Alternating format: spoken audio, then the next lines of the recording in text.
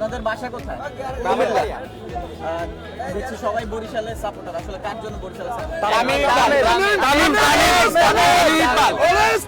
তামিম ইকবালের জন্য সাপোর্ট করছেন কেন?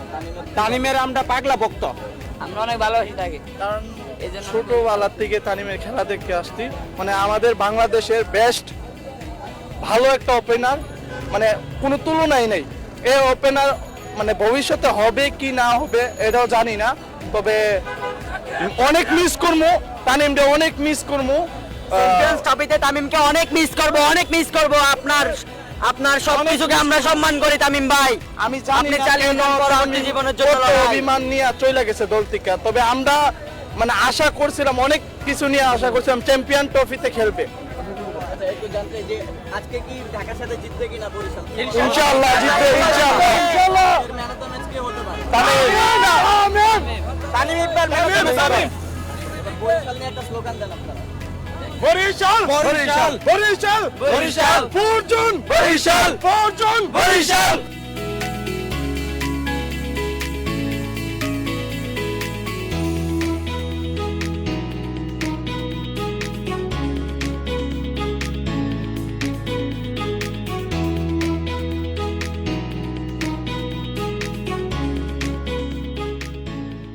আপনি আসলে সাব্বির খান দেখতে পাচ্ছি, সাব্বিরে কি আপনার কাছে বেশি ভালো লাগে?